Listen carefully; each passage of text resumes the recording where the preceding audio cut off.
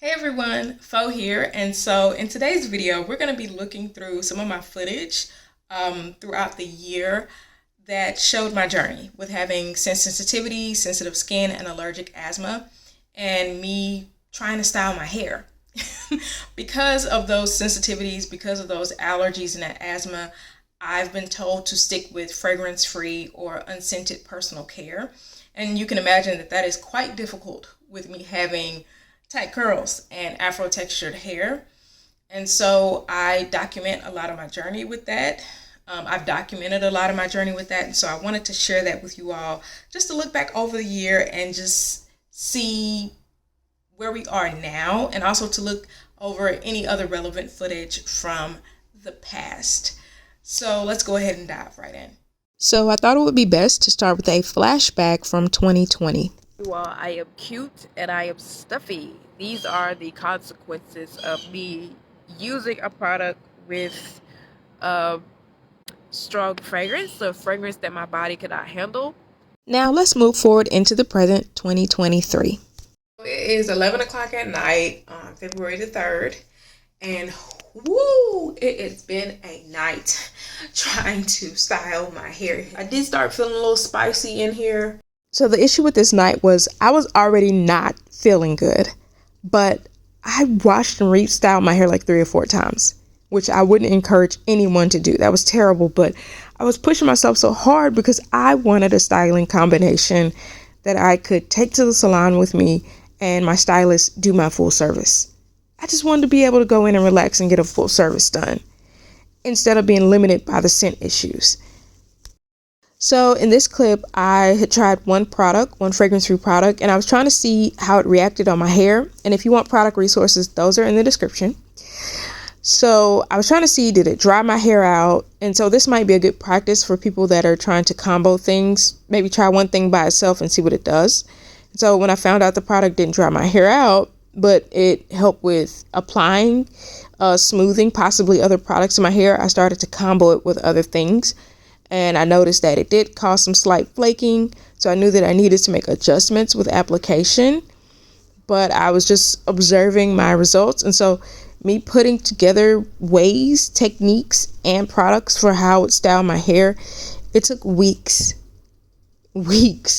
of trying things out to try to understand how they work by themselves, how they work with other things, to see if they could give me a desired finish, and how they lasted throughout the week. So this is a twist out.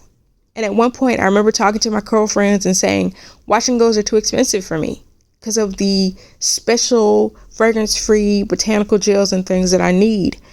And so I was like, why can't I just do twist outs with a cream or chunky twist with a cream? And this is a chunky twist out.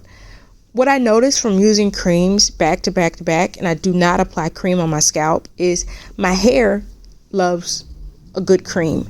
My scalp, using a cream back to back can make my scalp smell bad, give me scalp acne, and give me dandruff. Because the oils, those yummy ingredients in the cream are feeding things on my scalp that could encourage dandruff.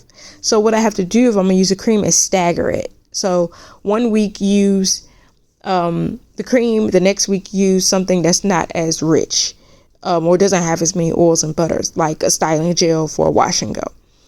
So that was really inconvenient. So it is April 29th, the morning of April 29th. I've been up since about maybe 4 something. And so what woke me up was the need to blow my nose. Once I'm fully awake and getting ready for the day, I can clean all this, the aftermath of this reaction to hair products up. So this next clip is the next day. My body's already a little bit irritated from smells. So now, me just smelling environmental smells, people's perfumes, all these different things, it's going to make my nose leak like a faucet throughout the day. Luckily, I know this is gross. Luckily, I'm going straight home right now, and it didn't leak while I was in the grocery store. And for styling my hair when things got really bad, I would put my hair in plaits or 2-strand twist with whatever light leave-in fragrance-free cream I could find. And I tried to take advantage of my hair being stretched with the plaits and twists, and I would see what my hair looked like on finger detangled stretched hair, and I tried to do an afro, but at the time, the leave-in creams that I was using that were light enough to not be irritating, they weren't rich enough for my hair. So that was really annoying. So I couldn't safely do an afro or an afro puff with what I had at the moment. So even though I was still getting sick some wash days, so this is a day 3 wash and go, I was making some headway with figuring out techniques and combinations to style my hair, even with the limited product options and just what I had to work with. I was figuring out how to make it work. And so I also styled my wash and go some different ways. And so this is a mohawk style that you're going to see. And I really enjoyed that. Here's one of my curly cuts, most likely in spring of 2023. And it was a big accomplishment for me to be able to style my own hair well enough to go in and get express cuts, or cuts where I style my hair and she cuts it. I didn't find a styling combination that I felt most comfortable with her using in the salon, especially because she didn't use it on a regular basis. I felt more comfortable with doing my express cuts. And this is my hair from the side, a little, maybe like a week or so after their haircut. And I'm just really proud of how thick and voluminous my hair is. A lot of times you may not get to see it when you're looking at me from the front on camera. So I was really happy with how I was able to maintain my hair as best as I could, even with all the issues of not having products. But even with my success with styling, I was still getting sick some wash days. Due for teeth, and it's getting later in the day. But it was already night when I felt before, but I realized that I have really messed up. Not really, really messed up, but I've messed up. So I'm not feeling good. I really pray I can go to sleep. I'm already taking medication. And I really hope this resolves by the morning, but I pushed myself too hard. And so now I'm afraid to try anything new.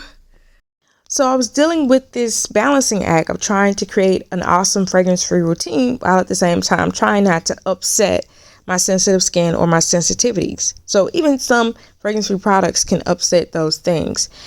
But I had a breakthrough when I realized that I was mainly getting sick in the shower. When I styled my hair in the sink, which is much more ventilated in my kitchen, well ventilated, I wouldn't get sick when I use my fragrance-free products, of course. And I make sure this shower's clean, and I tried turning on the vent fan, and I've tried opening the door. And the shower is just not the best place for me to remain with that warm water and steam and everything. It's best for me to go ahead and do my hair in the well-ventilated area of the kitchen sink. And something relevant for me to say is, even with product insecurity, not always having the best products to use, and really going through a product desert. I mean, there are fragrance-free and unscented options out there, but they're not the best. Even with experiencing that, because of my consistency with cleansing and conditioning as gently as I can, with the gentlest thing I could find at the moment that's not irritating to me, because of that consistency with cleansing, conditioning, doing those things as gently as I can, detangling as gently as I can, resetting my hair every 4 to 5 days to make sure not to irritate my sensitive scalp. So my consistency with observing my routine and trying to make each step as best as I possibly could, how I shampoo, how I condition, how I style, even if I couldn't purchase a new product at the moment to fulfill certain categories like shampoo and things like that, I'll try to get the most or the best out of what I had and use it as gently as I could. And because of that, that helped to maintain my hair's integrity. My hair wasn't perfect, but it helped me maintain my hair's integrity as best as possible. And this added to the luster of my hair, my curl definition, my hair's movement, the overall appearance of my hair, and me upkeeping my density. So this is me looking beautiful with my hair beautifully styled for the curl party this past, I believe, August in Atlanta. I was a speaker at this event where we naturals gathered and we discussed hair, and it was so fulfilling to me to have my hair looking beautiful after all that I had gone through with not always having the best products. I still was able to put myself together well enough to look fly for this event and be a speaker on the panel. And also, something that happened was I styled my hair the night before the event. I just had a feeling I wasn't liking the way it was coming out. I woke up at 4 a.m. before our early morning flight, and I restyled that hair. I didn't know if it was going to come out looking as good as I wanted it to, because sometimes things can be hit or miss, especially when you're in a crunch. That's just the way things happen. But when my hair turned out beautifully and it lasted throughout the event, it lasted throughout the Atlanta humidity, which was different from where I was in Texas, where it felt drier. I just couldn't have been more proud at my styling ability and the time I took to curate everything to be able to style my hair well. So in the next clips, I'm showing my hair with various degrees of volume, voluminousness, bodaciousness. I love big hair, and I wanted to at one point wear mainly an afro, but that didn't work out to me, especially with the products I have available to me. It's just not enough control. So by the time wash day came, I had hair that took a little bit longer to detangle. So I've been trying to find something where it's voluminous, but it still has enough curl definition to where I could have a good time on wash day with detangling, and that hasn't happened yet. I've made my hair look beautiful, but by the time I got to wash day, the products just didn't give enough control or give a hint of definition enough to really kind of cut down on some of that tangliness, because definition can help with that by setting the hair in a form where it's not going all over the place and smashed every which way as much. So I'm having to try to learn how to use what I have, use what's available to me to get a desired finish. And that's still a challenge right now. So here's a clip from June 2023, before I found a little bit more products like what I have now. And I was just talking about how I was not a fan of the fragrance-free products that I was seeing on the market. The ordinary, so giving very much so. I have hair that needs more hydration and moisture. So yeah, and I know some people might say, oh, just purchase pros, just use custom hair care. No, I need to see the ingredients before I get it. This is like a real issue. I need to see the ingredients before I get the product.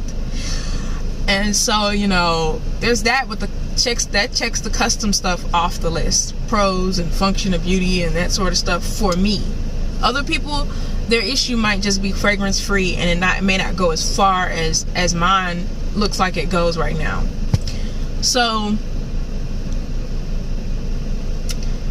if other people are expressing issues with fragrance free stuff, I want you to know you're not alone. You're not being whiny. You're not imagining things. It's okay.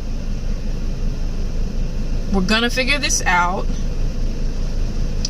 And by the time I put up this video, I should already have put together a much better routine and have started a series, so you can kind of cut your journey in half and not have to go through what I've been through of years now. I just committed now for over a year to trying to just find fragrance-free stuff. But before that, I was going through years of trying to find products that didn't irritate me. But I hope that I can cut through some of that for you. And you'll have video resources where I share with you more viable product options. They may not work for you, but at least you have a leg up and you're not starting from scratch.